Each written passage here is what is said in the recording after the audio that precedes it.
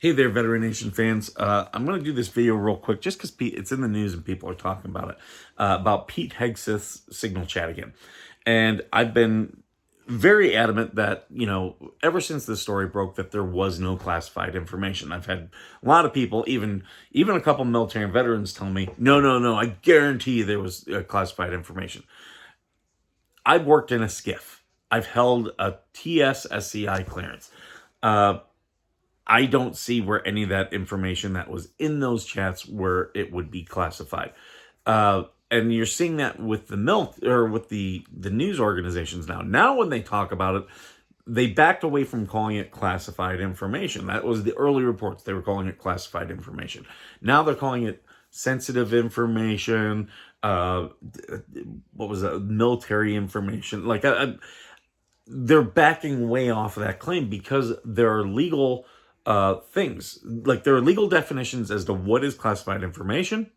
And if it doesn't meet that criteria and you're calling it legal, or you're calling it classified information, you can be held legally liable. And so now, as you see, all these news organizations, they backed off that. But I'm going to give you some examples. Those messages were very light on specifics. And specifically, it was light on things that could be combined. And that's what you always have to look at when you're dealing with classified information. Most times, this line, not classified, this line, not classified, this line. But then when you put them together, it becomes classified. And I'll give you an example. I was a logistics officer, so I dealt a lot in terms of troop movements, okay? And I had people who would tell me, I would send out information and I would say, hey, here's the flights everyone's going to be going on. Over here is the personnel manifest. So the people and equipment. And there were people who were like, hey, the combination that's a troop movement. The combination of those two things make it classified. No, it doesn't. No, it doesn't.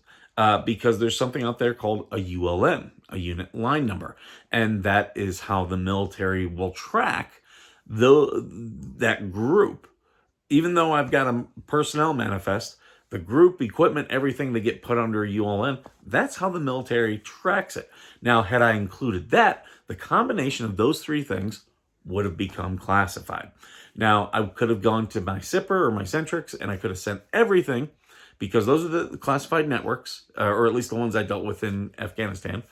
Those three things I would have been able to send out because it's on a classified system. They could have all been combined. But by me saying, okay, here's the flights, here's the people, that's not classified, because it doesn't show you how the military is going to move them.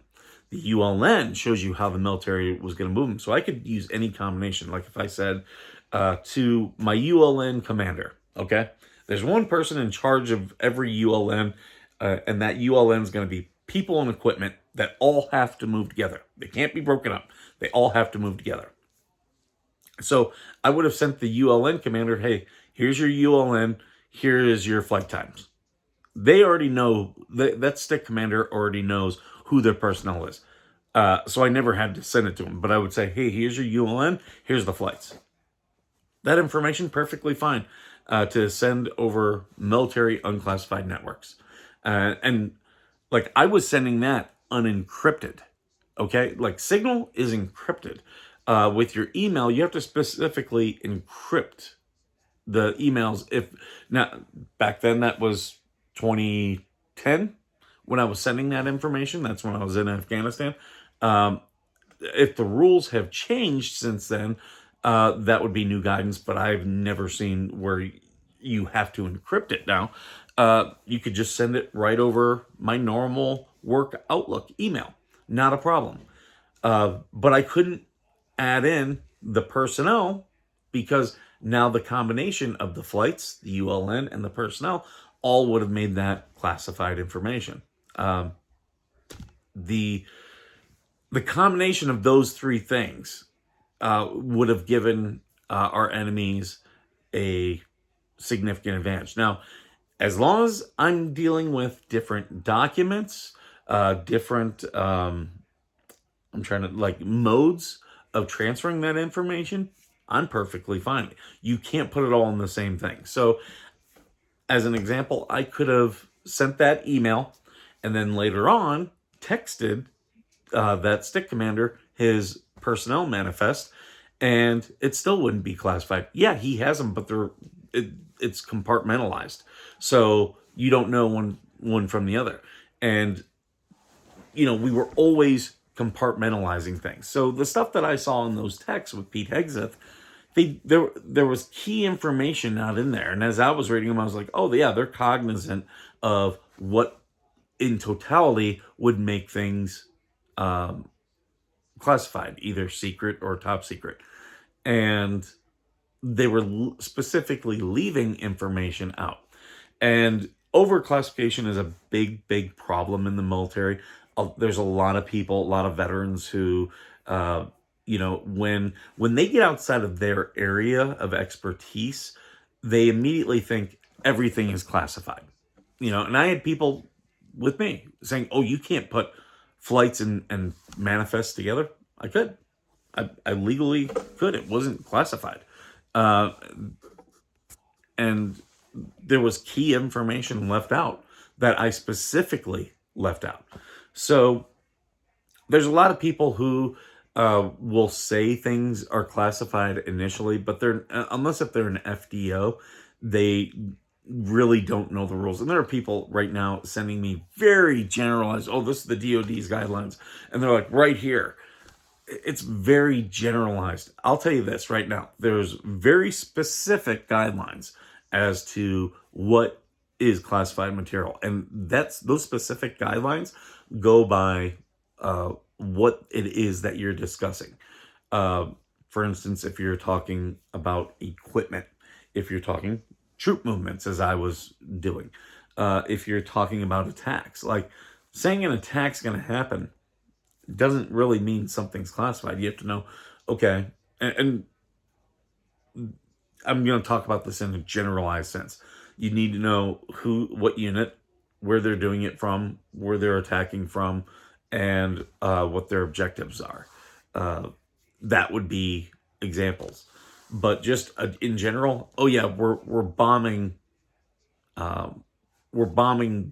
these people doesn't make those messages classified. And that is why I guarantee you all these news organizations, they've gone to military people and they've said, is this classified information? And when those military people started getting down to the specifics of those messages, no, it wasn't classified. And that is why all of them are now backing off. So there's a discussion. I tried to keep it more to my areas of expertise, but just things I could see as someone who's worked in a skiff, I could tell, like I've had those discussions and I can tell where people were leaving out specific information. And as I told people when this first broke, yeah, there's no classified information. And I could tell. And now the military has backed off of that. So there's the tell from the news organizations. None of them they don't want to be sued. They're not going to come out and say it's classified information unless they have proof it's classified information. And yeah, you're just not seeing it. So there you go. Thank you for joining me this morning. And as always, thank you for being worth serving.